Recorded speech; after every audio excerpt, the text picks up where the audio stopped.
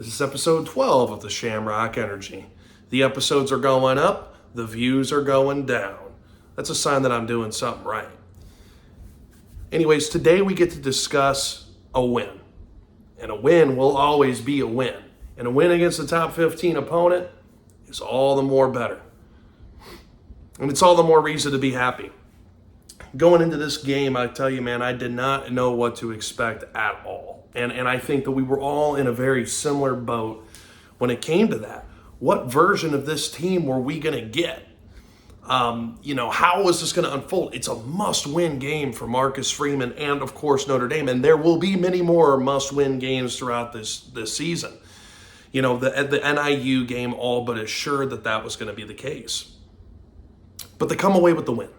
And the main question was, what version of this team are we going to get? And the answer is we got a collection of just about all the teams that we've seen in the previous 4 weeks.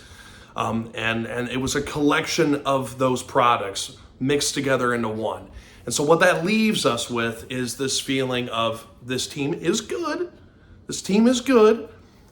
This team can be better. And this season might still be in limbo, which I don't think is a very bold take. Anytime that you have one loss in this current playoff, platform, and after you lose the game that you lost, you're always going to be in a situation where the season's on the line every single time that you play.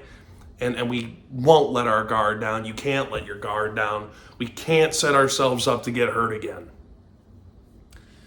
I want to first and foremost say this is going to be high-level thoughts, big picture. We're going to dig deeper throughout the week and then the week that follows. I think, firstly, thank God it's a bye week. This team needs it. They're beat up. Billy Schrauth can't come back soon enough. Josh Burnham can't come back soon enough. I got to know what happened with Boubacar Traore. Is it as bad as it looked? Is there reason to be cautiously optimistic? We saw that he had, the ice around the knee, but he was still walking around. Can we breathe a sigh of relief, please? Benjamin Morrison needed the bye week. Christian Gray needed the bye week. We're so banged up. Jordan Faison, the bye week may not make a difference for him. Sam Pendleton needs the bye week. Riley Leonard needs it as well. We are beat up across the board right now. Need the time to get a little bit better from a standpoint of just our general health. This isn't a strength and conditioning indictment. These are injuries that would happen anyways. They're unfortunate scenarios that have gone down. It's part of football. That's why this was just the perfect time for this bye week to happen. For a minute there, it was touch and go in the secondary when Benjamin Morrison, ended up having to leave the game, and you're left with, at times, Rod Hurd and Jordan Clark at cornerback. That's not the type of situation that you want to be in for a long duration of time, but they filled in as admirably as they could. There were times that Logan Thomas was getting legitimate play in this game, and I like Logan Thomas a lot. I like him as a talent. He was making plays. But the guy's 215 pounds. He weighs as much as I do. Not the type of thing that you want to be kind of dealing with right now at this stage in the game. Reality is we're beat up. We need the time to regroup. I think that Freeman is wearing this season on his face. He could use the bye week as well. Pretty sure that this whole team needs it. Let's look at that. Let's breathe a sigh of relief that that's happening. That's huge. I think that in addition to that, I look at this team as a whole, and I do come away with the conclusion that, this team is good. That this team is kind of what I thought it was going to be. Now, there are some key things that are missing right now. There are issues. But I think that with a win like this, you could confidently say, hey, listen, Notre Dame is a good football team. And I don't think that anyone here is going to argue against that necessarily. Although the sentiment that was floating around there yesterday was generally dissatisfied even with the win. I have to say, let's just, a little reality check. Freeman's record against top 25 teams has been impressive. It's looking like it's trending in a direction that's much better than his predecessor and Brian Kelly. We just have to get this consistency thing figured out. And in this game, it was a microcosm of what we've seen under Marcus Freeman for his 3 years, and especially this season. They start out as bad as you possibly can. Fumble the kick return inside the 20. Louisville scores within 3 plays, I believe. Jeff Brom does what he does. You cannot spot an offense like that type of field position. Notre Dame paid the price. But then what I loved, and this was huge because we have not seen it like that yet, Notre Dame's offense responded significantly. Riley Leonard took command of the offense, looked like he had command of the offense. For the second time this year, he looked like he had full command of this offense. The other time that he did that was in the last drive against Texas A&M. Against a good defense, just like Louisville's defense. Very good defense. I wouldn't say very good, but a good defense for sure. And a very good defensive line. Second best that they're going to go up against this year. Besides if they make the playoffs. And that, I have been well documented in that. So I love the fact that Riley Leonard looked the way that he did. I love the fact that Mike Denbrock schemed things open the way that he did with Jane Greathouse. And I love the fact that we involved Jane Greathouse in that initial game plan. And I'll tell you something else. The offensive line, for the issues that they have, which we will get into more, I was impressed with how they came out. They came out with conviction. They battled yet again, and that's something that they've done all year long. By the way, I haven't seen the All-22 film yet. I haven't really looked back at the game all that much besides the highlights that are available to us. That will come. We'll poke holes into that, and we'll get a more nuanced take. This is just my feeling after that game, 24 hours to think about it. I was impressed with those things.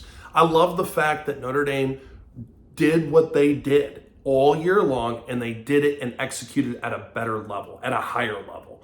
And that right there, that drive, that is what this offense can be. I don't think that they're going to get that much better than that, and Notre Dame doesn't need them to be that much better than that. That was well played, well done.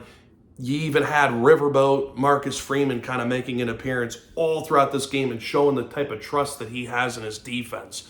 It wasn't a let's protect the defense type mindset. It was I trust this defense even with the injuries that they have, even with the depth that is getting tested. Now, Marcus Freeman put Notre Dame's defense in some positions where you could argue that they were compromised, but guess what? They picked up some of those fourth downs that were needed. They fell short a lot on third down. I think that they were 1 for 10. I'll dig deeper into the statistics, but I believe that that's what it is. That's a problem. Third down is a problem right now. But the good was there. And honestly, the first quarter was good. You know, that is what this offense needs to be. When you're asked to perform, you perform. When you need to bail out your defense, when you need to bail out your special teams, they were able to do that. That's exactly what you want. I like the fact that Jane Thomas was in some pretty important positions there, fourth down, right? And Riley Leonard shows that that's what he is. He's threw for 73% completion percentage. It was like 180 some odd yards throughout the air, whatever.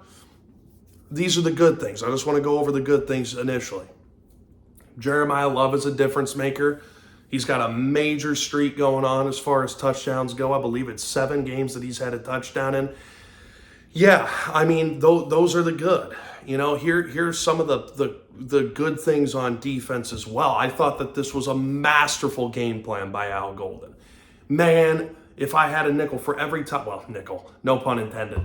If I had a nickel for every time someone bitched and moaned about us, Notre Dame getting gashed through the ground, I'd be a millionaire and I wouldn't even have to make these videos. Although I do enjoy making these videos. I'd probably do it if I was rich anyways. And I'm not making any money off these videos right now, as you could probably tell. So I just had to throw that in there. But I love what Al Golden did. Louisville coming into this game, they weren't known as a running threat at all. And Al Golden knew that. What they were known for is Tyler Shock is a good quarterback, a really good quarterback who made some impressive throws. He's a veteran quarterback. He's 25 years old. Dude's damn near my age. And Al Golden said, I'm going to take that away from them. I'm going to force them to run the ball. I'm going to force them to because I'm going to make the look so favorable for them that they have to run the ball. And I'm going to rely on the athletes that I have to rally to that ball. Eventually, Louisville will make a mistake. They can't have a sustained drive like that. And he was really, for the most part, spot on correct. He outcoached Jeff Brom today. He got outcoached by Jeff Brom last season. And I told you, Al Golden had this one circled on the calendar. There's no way he didn't. I love what he did. This was a masterful game plan. Checkmate. Schooled us all in what a good defensive game plan looks like. This was impressive. I love the fact they empty the box out, right? Now, there were absolutely some missed run fits. And we'll just get into some of the criticisms that I have on defense, and then we'll hop back over to the offense. There were some missed run fits. I can count like 4. Jack Kaiser didn't have his best game today. I wonder if he's hindered by an injury. RJ Oben is not it. That's it. Jury's out. Less RJ Oben, more Bryce Young. Josh Burnham, can't wait to have you back. Need him to perform at a high level. The verdict is clear. RJ Oben's not the answer. They exposed R.J. Oben on film. They looked at the film of R.J. Oben getting exposed throughout this season, and they picked on him. Straight up picked on him. I thought that was really telling. It pops out on how poor he is performing right now. Him compared to Javonte Jean-Baptiste, it's not even close. Whatever they thought they were getting in R.J. Oben, whatever R.J. Oben expected from himself, it's not showing up on film, and I don't expect it to show up as the season goes on. That is one of the players that my mind is just made up on. We have to see less of it. We need Josh Burnham healthy. We need Bryce Young to continue to make the improvements that he's making. I need to see more of that, right? By the way, I want to make a comment. Leonard Moore, what an impressive play to come from behind, streak down the field. What a hustle play that was to force that fumble. Kind of changed the dynamic of that game, and then Notre Dame ended up taking control, right? Listen, turnovers were a huge key to this game, and Notre Dame won that turnover battle. But I thought that, Jason Onye, probably not his best day. I thought Riley Mills stepped up, looked good, had a good game, really did. And this is a guy that I've publicly criticized for quite some time now throughout this year. You just want him to take that step. He took that step. He played with authority. He imposed his will. That's when Riley Mills is at his best, is when he's able to impose his will the way that he did yesterday. Howard Cross, you could tell, is not 100%. He played well, played very well. That was the type of Howard Cross game that we've grown accustomed to. It was dominant.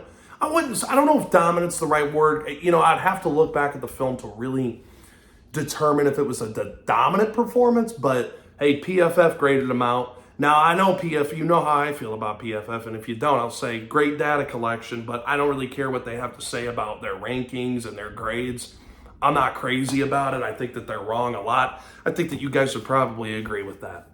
But I thought overall, Howard Cross did exactly what he needed to do. It was a really good performance by him, but you could also tell he's not quite 100%. Just another example of someone that's banged up. I can't wait to have Gabriel Rubio back too, mind you.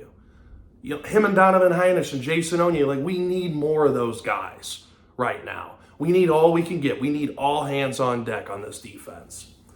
I just thought, overall, look, there are things that the defense could for sure improve on. Jordan Clark with, another boneheaded play, and we've seen too much of this year where they kind of lose their head, they lose their composure, and I guess the players spat in Jordan Clark's face. I don't like Louisville. I don't like their fans. I'm just going to come out and say it. Louisville, that's like my second or third least favorite fan base. I think that they're the dumbest bunch of. I'm sorry, that's not true. I'm sure that there are good Louisville fans out there. It's just my experience with them hasn't been great. You could tell there was no love lost between these teams. I'm going to keep it, professional and keep it moving. But I just felt like there was some animosity here. It felt like Notre Dame definitely remembered what happened last year, which I love. But Jordan Clark, you got to be smarter than that.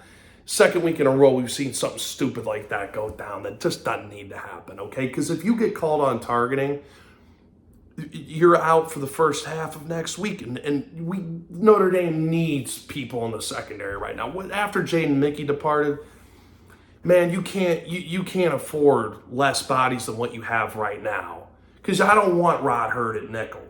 I was fine with the way that he played, but we don't need Rod Hurd at nickel. That's a good player, but we need him at safety. Switching in and out with Adon Schuler. That's just the bottom line. So selfish moves like that's got to stop, right? So those are some things that I noticed. I'll tell you this much. I'm sorry for bouncing around. KVA is so special. He's so special. The way that he bends, he almost made some phenomenal plays. I mean, he was really, really good. And it's obvious that he's a special talent. Everything that we've heard about him has been true. But he came close to flying down the line and I believe tackling the running back 3 yards behind the line of scrimmage. And that place would have erupted. He just missed him, but threw the read way off and really disrupted the play. That guy off the edge is so much fun to watch. The things that you could do with KVA is just, it's limitless. The sky is the limit for him. And I thought Jalen Sneed, speaking of criticisms, well, first, let's stick with the good. Drake Bowen. Oh, man, it's kind of funny. I was sitting next to an old head during this game, like a guy that lived through the Parsegian era. And we're watching Drake Bowen play, and maybe this is an amateur comment by me, but I go, that's Michael Stonebreaker and Frank Stamms combined into one. He's just like that old school thumper linebacker. I do believe that he's one of the two best options inside, and I think KVA is the other. I think Jack Kaiser's amazing in a rotation, especially when he's 100%. I just don't know if he is right now. But the ability that those two guys have are obvious. It sticks out. It stands out. Jalen Sneed is not an inside linebacker. I think that Notre Dame really is bringing pressure 60% of the time anyway under Al Golden's defense. But in the other 40%, when he has to make a read, it's unnatural. It doesn't look good. It's very obvious. When you let him run to a certain place on the field, that's when he makes his biggest impact. But I think that we've seen enough here as far as what's going on with Jalen Sneed to know that he's not really a conventional inside linebacker. And when he's out there, you need him to just do one thing. And he does that one thing really, really well.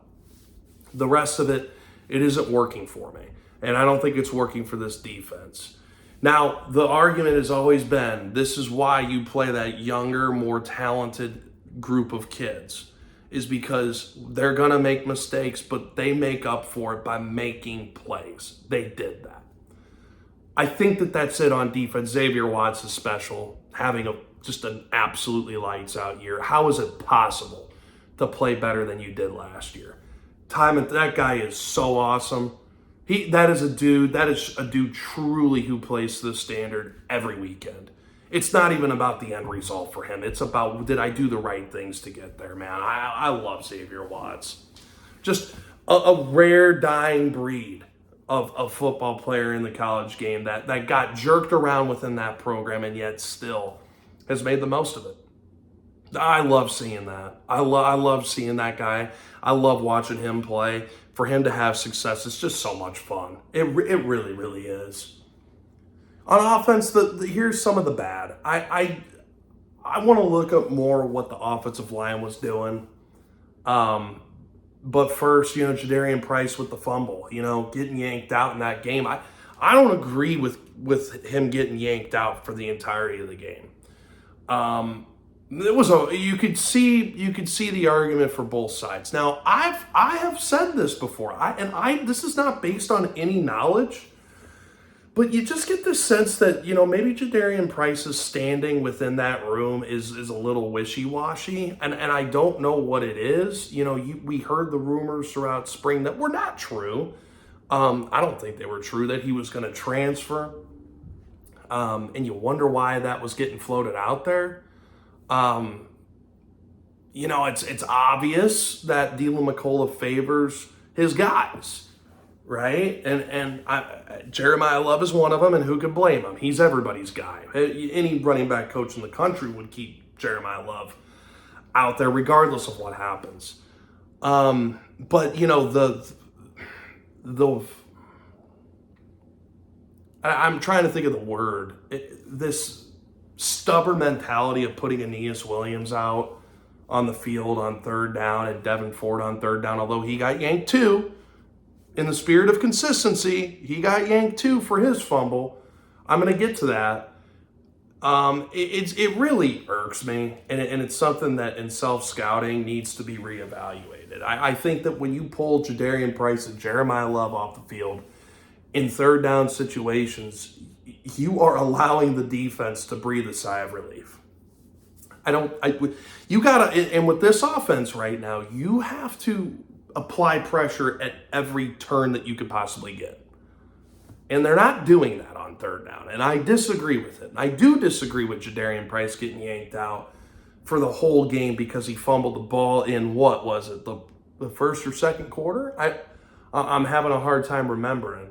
Now, why I understand why Deland McCullough did that is because he holds his room to a certain standard.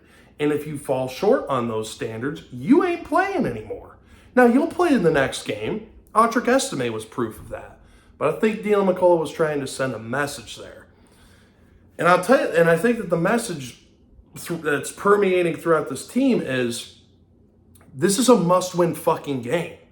Every game's a must-win, and that type of shit can't fly anymore. It can't happen. And Deland McCullough knows that he has enough talent to fill in the gap. But it ain't Jadarian Price. So I found that interesting, because Jadarian was playing well leading up to that, and I think that we could have used him. I think that we left points off the board for not having him in there. So while I get the argument, and I'm in no position to question Deland McCullough, I also am calling it out. Like, it's been very obvious through 5 games that there's a huge drop-off from Jeremiah Love, Jadarian Price, to Aeneas Williams, Devin Ford, Kedron Young. It's just very evident. And I think that it's time that we kind of stop playing this running back by committee game. And I have said that since week 2. Really. Maybe even week 1. Like, I just think that we play around with that too much. Jadarian Price should have played more in that game. I think Jeremiah Love should have played more in that game. Anytime that they use him as a feature in every offensive play, it seems to work out okay. Now, they tried. They tried, and sometimes it didn't work, and that's okay. But guess what? It ended up ultimately working with that throwback screen. And that goes into a couple other things. So I think that once Riley Leonard got hurt, something started to happen where, and I don't know how hurt he was. It was, wind knocked out. That's whatever it was. Something changed. Now, I think that there's a couple things at play here. I think that Denbrock was trying to protect his quarterback, and in doing so, he had to protect the offensive line because they were getting their asses kicked by a really good defensive line. Didn't expect anything less. In fact, I was actually encouraged by some of the stuff I saw, especially early on, that this offensive line kind of imposed their will early on. Like, to be able to set the tone like that was impressive to me. And that's the way, this is what I expected this offensive line to be going into this season. Inconsistent, yes. Talented, for sure. But I was impressed because we're missing some key parts of this offensive line. We're missing 3 of our best offensive linemen right now. Although you can make an argument for Emil Wagner at the moment. You are missing those pieces. And I think Denbrock was like, damn, I don't want to keep Riley Leonard back there right now. I think that spooked him a little bit as a play caller. So how do you do that? How do you protect your offensive line? How do you protect your quarterback? You move the pocket. You move the pocket. They move the pocket a lot. You get the ball out of Riley Leonard's hands quickly. And they did. And it didn't work out that well. But what I love, and this is the thing, Mike Denbrock's really good play calls, the ones that he dialed up, they worked. That throwback screen to Jeremiah Love was awesome. That is some Mike Denbrock stuff. Set it up, boom. And it worked out well. And the offensive line did a good job of blocking downfield. I thought that was really good, but I do think that with this offense, guys, so the defense right now, get healthy. I've maintained this. Notre Dame's defense has been good enough to get you into that top 4 conversation. And they've been good enough for quite some time. However, I think that this defense more than most. I think that the only one that you could probably say, holds a true candle to this defense is 2012. But I got to be honest with you, the depth of this defense and this unit, the athleticism of this unit is just different. Okay, jury's still out there. 2012's defense wasn't 2012's defense until, they really started getting into November, right? Like you can't make those judgments yet. But I will say, Notre Dame's defense is going to be fine so long as they stay healthy, so long as they can get a little bit more healthy over these next 2 weeks. We're going to be okay there. Like they continue to do what they need to do. They were put in some tough spots again by the special teams. They gets a thumbs down by me. Again, Marty Biaggi, back-to-back weeks. You got to get your units ready, man. But I'm not even going to get into that right now because I'm in a good mood. Those are some things that I've noticed. Like, try having a sustained drive against this defense. And mind you, I think Louisville's a playoff team. I think A&M's a playoff team. And Notre Dame, the time will tell, but Notre Dame beat them both. And they should have beat them worse than they did. So that's what I think about the defense. And I think that with the offense, this offense is 3 drives away from being exactly what this team needs. That is what this, if they can be 3 drives better, this team can compete with anybody. And those 3 drives, I don't care if you're getting a touchdown. I don't care if you're getting 6. I don't care if you're getting 3.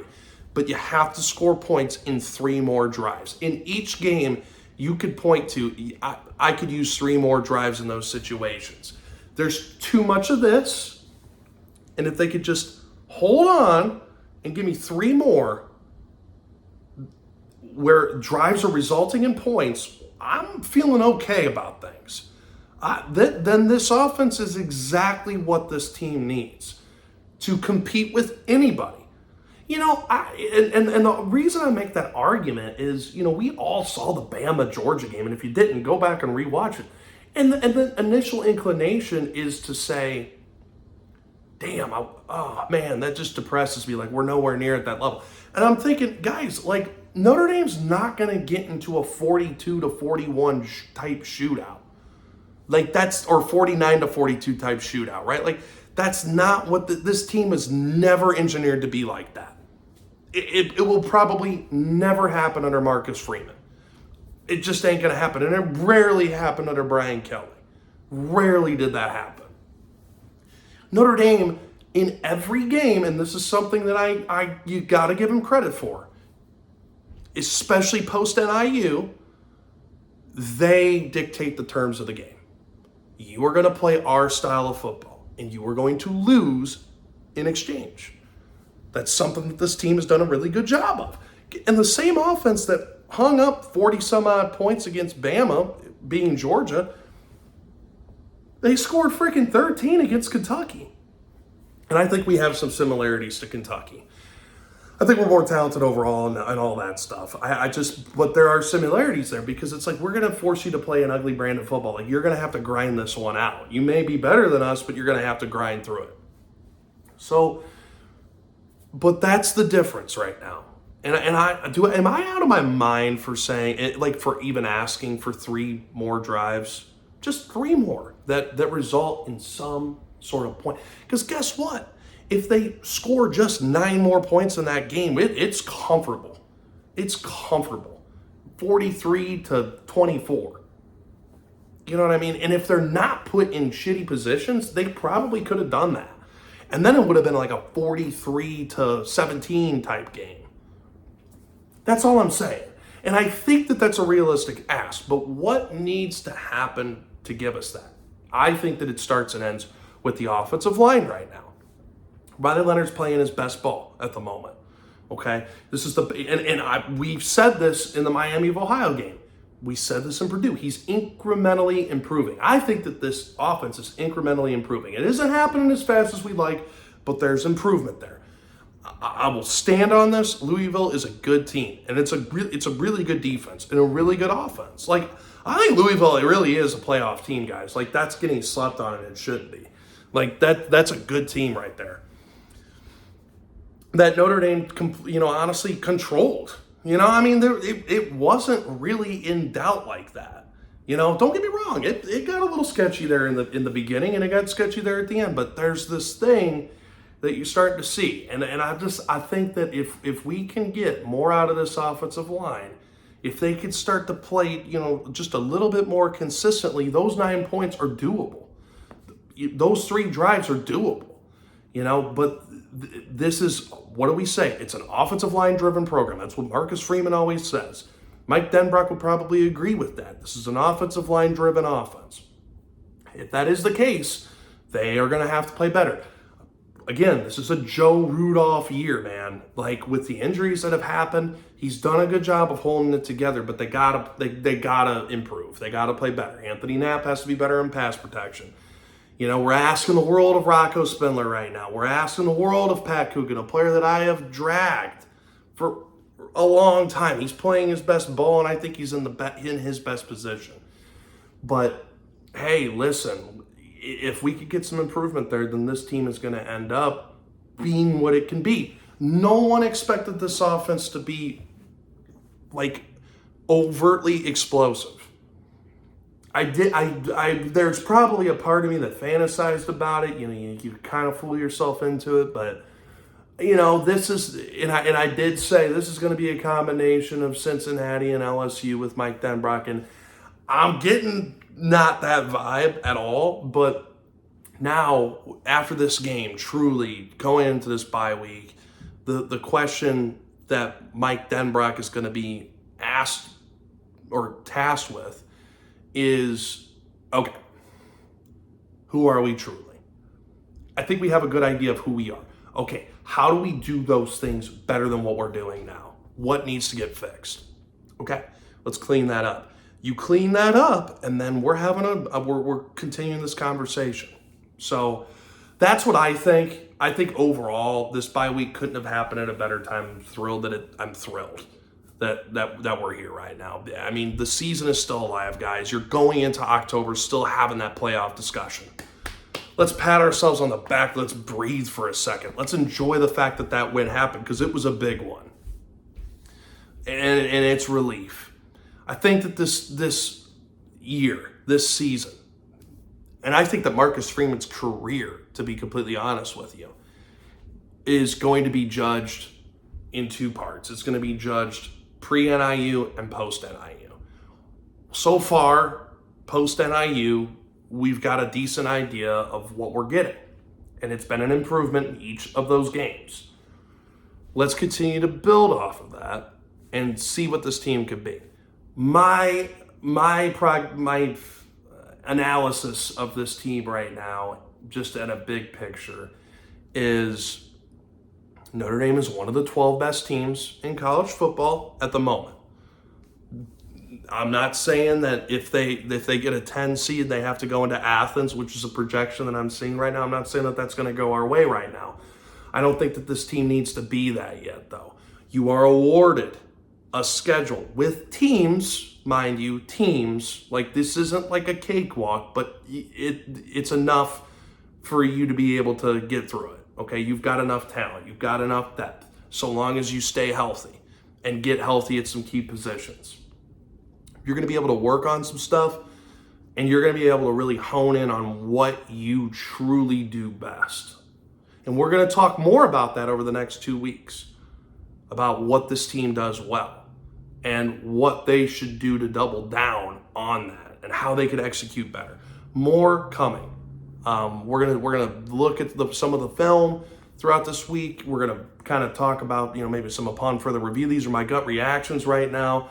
My gut tells me that this is a top 12 team right now, and it also there are some things that need to be worked on. There's no avoiding that, but overall you got to be happy with the win.